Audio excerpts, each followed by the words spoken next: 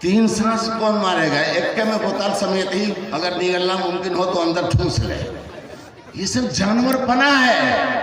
नबी की एक सुन्नत खुदा की कसम जिंदगी में इनकलाब लाती है। आप ये अमल करो, देखो फिर तुम्हारी जिंदगी में, तुम्हारे माहौल में ऐसे इनकलाब आएगा, ऐसे इनकलाब आएगा। आपको कहना नहीं कुछ है, खुदकार निजाम के तहत अल्लाह की रहमत की ऐसी हवा चलेगी कि जिनको आप रोज रोज खुसूसी दावत दे भी रहे हैं और नहीं उसकी समझ में आता है, इंशाअल्लाह अमली जामा पहन करके आप उसके सामने जाएं तो देखिए इंशाअल्लाह ताला आपको कहना नहीं है, मुकल्लिबुल कुलूब मेरा खुदा है, मिनटों में दिल के हालात को वो तब्दील किया करता है। आप खुद अमल के सांचे में ढल के जाइए, देखिए बगैर आपके तकरीर और बयान के इंशाअल्लाह ताला वहाँ तब्दीली आपको नजर आ जाएगी। होगी कि नहीं होगी? कौन कौन तैयार है ऐसे काम को करने के लिए? अल्लाह सबको कबूल फरमाए। अपने घर में शुरू करो, अपने मोहल्ले में शुरू करो, अपने गांव में शुरू करो, बड़े बुजुर्गों से दुआएं लो, उनसे मशवरे करो, इंशाअल्लाह इनकलाब आ जाएगा। एक काम फजर की पाबंदी, दूसरा काम टोपी। ये खास वर्दी है मुसलमान की। क्या है भाई? दूसरा फायदा क्या है? टोपी लगाने वाला चाहे किसी उम्र का हो, अगर टोपी लगाने के आप पाबंद हैं, जैसे कि नबी पाक अलैहिस्सलातु वस्सलाम की आदत शरीफा थी, हमने पढ़ा और अपने अकाबिर से सुना, असातिज़ा से, कि मेरे नबी की टोपी लगाना इस कदर सुन्नत थी, ऐसी आदत थी, ऐसी फितरत थी, आपका मिजाज था कि जब सोते भी थे तो आप टोपी लगा के सोया करते थे। मैं किसी पर कमेंट नहीं करना चाहता हूँ। जो ये सवाल आप करते हैं कि कुरान में कहाँ लिखा है टोपी का तज़किरा, हदीस में कहाँ से कोई दिखाई है, हमने कहा हदीस का तुमको हदस हो गया है, तुमको इसका पता नहीं है। मेरे सवाल का तुम ये जवाब दे दो, पूरी हयात तैयबा का जायजा लेके बताओ वो कौन सी तारीख और कौन लम्हा है जिस लम्हे में मेरे आका बिना टोपी के नजर आए। ये मेरा जवाब है। ऐसा जवाब दो कि उसके दादा तक खामोश हो जाए। मेरे भाई लोग टोपी लगाओ, वादा करो कौन कौन टोपी लगाएगा आज से? सब लोग टोपी लगा के चलो। खेतों में जाओ, कॉलेजों में जाओ, स्कूलों में जाओ, बसों में चलो, मार्केट में रहो। अल्लाह ने चाहा एक दिन टोपी लगा के दिखाओ और अपने आप के माहौल को एक रंग में ढाल के दिखाओ। कुछ कहने की जरूरत नहीं पड़ेगी, कुछ चीजें खुद ब खुद तुम्हारे मर्जी के मुताबिक सेट होती चली जाएगी इंशाअल्लाह ताला। तो मैं अर्ज कर रहा था कि भाई देखो, टोपी लगाने का सबसे बड़ा फायदा बता दूं? नहीं, सब लोग कहें कि बताइए और अमल करेंगे, इस नियत से पूछे हैं तब मैं बताऊंगा। सब बताइए, हाथ उठा के। मेरा दावा है इंशाअल्लाह अल्लाह के नबी के इस कलाम की बुनियाद पर नशरुत्तीब के हवाले से टोपी लगाकर जब भी आप इस्तिंजा, पाखाना, खाना पीना, नाश्ता, और जब 24 घंटे का हमारा मिजाज बन जाएगा तो एक बात की गारंटी है कि आपको फालिज नहीं मार सकता। ये नोट कर लीजिएगा, फालिज का अटैक नहीं होगा आपके ऊपर। ये क्या भाई है? कुछ नहीं, एक लोटा पानी मगले हैं, बड़ा पसीना होते लगे ना, मैदान का उठी नहीं बोले। क्यों? नीचे भी नंगा है, ऊपर भी नंगा है, यही होता है। टोपी का इस्तेमाल करोगे ना। अब आप सोच रहे होंगे कि हमारे लिए तो मौलवी साहब ने बड़ा नुस्खा बता दिया। अक्सर 40 साल से ऊपर औरतों को यही अटैक हो रहा है, तो उनका क्या इलाज है? वो टोपी पहले भेजा है, उसके लिए दुपट्टा है। क्या है? दुपट्टा है। काश कि अल्लाह ताला ऐसा माहौल बनाता, हमारी बेटियां दुपट्टे को इतना लाजिम पकड़ती कि दो वक्त का खाना ना मिले, जिंदगी चल सकती है, लेकिन बगैर दुपट्टे के उसकी जिंदगी तबाही के दहाने पर जा रही है। हमारी माएँ, हमारी औरतें, अरे इतना फरमा दो, बगैर दुपट्टे के खाना बनाएगी तो शैतान उस खाने को खा जाता है। बगैर सर को ढांके हुए अगर खाना बना दे तो रिश्ता तय करने वाले मेहमान आके चिढ़ के भाग जाते हैं और लानत भेजते हैं। रोटी में बाल आ गया, बाल क्यों आया है? क्यों आया है? एकदम चुड़ैल मेथड से खाट पी करके चलती हैं, सब वही रोटी बना रही है, तो पड़ेगा नहीं। ये फैशन, ये यहूदियों का, वो नसरानियों का, उन फाहिशाहों का फैशन तुम अपने घर में लाओगे तो बजाय बरकत के नुकसान और नहुसत आएगी कि नहीं आएगी। इसलिए मेरी बहनें, मेरी बेटियां, गौर से सुने। अगर आज से चाहती हो कि तुम्हारे माँ बाप की अजमत सलामत रहे, तुम्हारे खानदान की आबरू सलामत रहे, तुम नबी की बेटी, नबी की बताई हुई एक सुन्नत को अपने ऊपर लाजिम पकड़ लो कि कुछ भी हो जाए, कहीं भी हो जाए, खास तौर से गैर महरमों के सामने हमारा ये सर कभी नंगा नहीं रहेगा। हमारा सर तो इंशाल्लाह फालिज से भी बचोगे, हार्ट अटैक से भी बचोगी। इसलिए कि हार्ट अटैक का तुम्हारा जरिया तुम्हारा सर का खुला हुआ होना है, तुम्हारे चेहरे का बिल्कुल खुला हुआ ओपन होना है। वो तो ऐसे ही खाली देख देख के निगाह मिलते ही बहुत सा हार्ट अटैक हो जाया करता है। तो हार्ट अटैक से तुम खुद को भी बचाओ और दूसरों को भी बचाने की का सामान फराहम करो। ये करेंगे, कराएंगे कि नहीं कराएंगे? हाथ उठाए, कौन कौन नहीं कराएगा? कराएंगे सब, माशाल्लाह। अब आपको वो आप बात बता दूं, आखिरी वक्त मेरा निकल गया। हजरत ने एक जुमला फरमाया था, जाहिर का क्या असर होता है। बता दूं ना, अमल करेंगे। आज मजाक उड़ाते हो यार, ये जितने पैंट शर्ट वाले हैं ना, हम मौलवियों का लिबास पहनने हुए पर देख के कमेंट करते हैं, लेकिन कसम खा के बताएं, क्या तुम मेरे से अच्छे दिखाई दे रहे हो कि मैं अच्छा दिखाई दे रहा हूँ?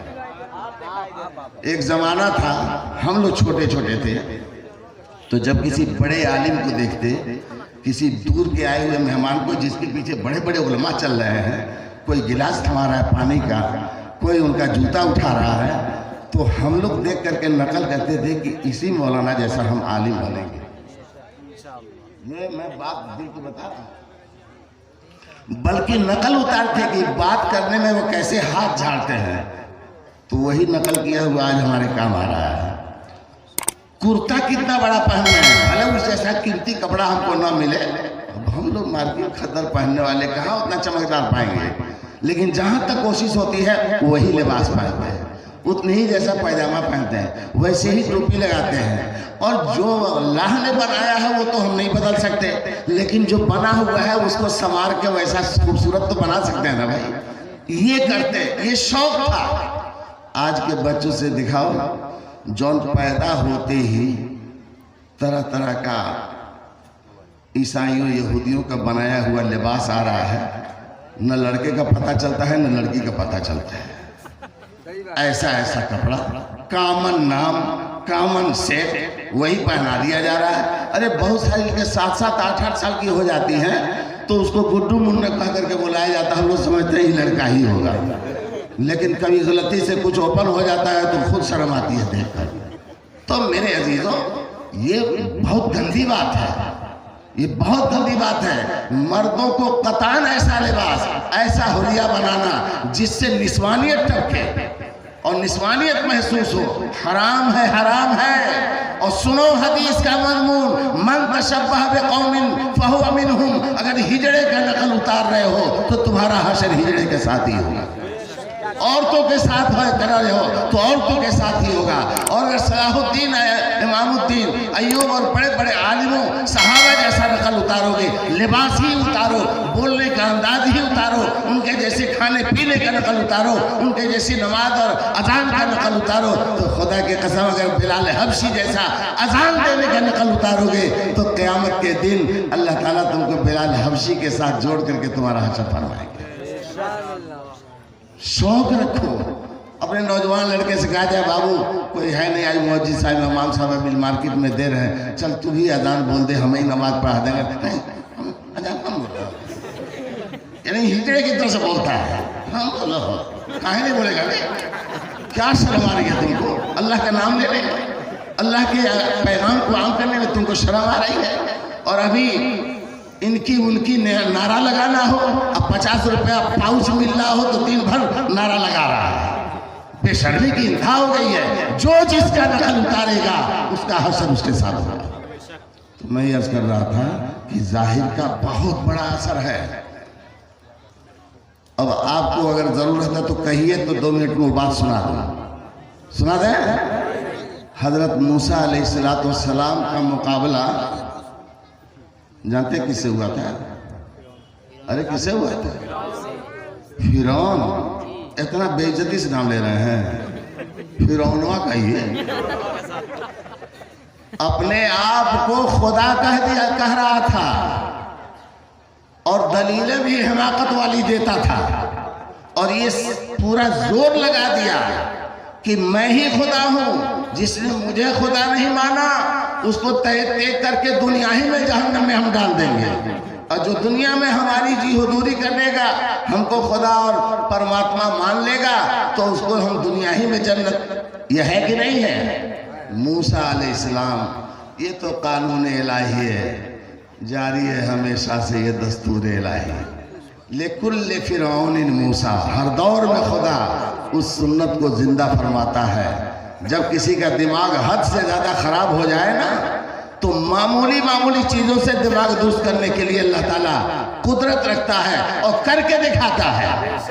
फिरौन का दिमाग खराब हुआ, शुरू ही से बदजन हुआ, और बदजनी नहीं कहते हैं, एकदम यकीन था उसको। नजूमी जितने बड़े चापलूस थे, ये कमीने तमल्लुक करने वाले जो कहते हैं चमचे, वजीर मुशीर फला फला दरबारी, खाली उसकी दंडवत करते और उसकी वाहवाही झूठी तालीमें और उसके नारे लगाते और उसको जलालत गुमराही के अंधेरियों में ढकेलते जा रहे थे। उन सबों ने ये कहा कि देखो फिरौन यही मूसा है और इसराइली है, और बहुत पहले भविष्यवाणी कर दिया गया था कि तुमको तिगनी का नाच नचाएगा ही नहीं, तेरा तख्ता पलट देगा, तुझको खत्म कर देगा। आज ये देखो जवान हो गया है, अब कंट्रोल करो नहीं तो तुम्हारा मामला बहुत खतरे ही में है, सरकार खतरे में है। अब वो जल्दी से उसको समझ में आ जाता है, हाँ तो फिर क्या करें? तो क्या सब कुछ तुम्हारे पास है, सारा पावर तुम्हारे पास है। एक काम करो, ये मूसा और उसके भाई जो हारून है, अब से एक बढ़ के दो हो गए, ये दोनों बहुत बड़े जादूगर हैं, ये सब जादू जानते हैं। कहिए नौज बिल्लाह मिन जालिक। वो कह रहा है नकले कुफ्र ना बाशा, उसने कहा ये बड़े जादूगर हैं, एक काम करो तुम टूर्नामेंट करा दो अपने हिसाब से, बाहर दूसरे मुल्क से, फॉरेन से एक से एक जादूगर हैं बड़े बड़े, उन जादूगरों को बुलवाओ और अपनी तरफ से टूर्नामेंट कराओ, और एक तरफ तुम्हारे जादूगर और एक तरफ वो, और मुकाबला होगा, उसमें यकीनन हार जाएंगे तो फतपसपा हो जाएंगे और आपका खुदाई बरकरार हो जाएगा। बहुत जल्दी उसके समझ में आ गया, उसने दावतनामे भिजवाए, न जाने कहाँ से, अमेरिका से, अफ्रीका से, फ्रांस से, जापान से। जानते ही हैं हिंदुस्तान में जो चीज़ आदमी सोच नहीं सकता, च्याऊ म्याऊ के यहाँ फौरन तैयार मिल जाता है। वो सब आ गए, सब बहुत बड़ी फील्ड तैयार की गई, स्टेडियम बनाया गया, और उसके अंदर तमाशबीनों के बैठने का सारा निजाम हुआ। हजरत मूसा अलैहिस्सलाम एक तरफ उनके भाई और दूसरे हजारों की तादाद में फॉरेन से माहिर जादूगरों को बुला करके टूर्नामेंट की तारीख तय की गई। अब तो पूरे मुल्क में, पूरे लोगों के अंदर एक चर्चा बना हुआ था, बड़ा मार्केटुल आरा मामला होगा।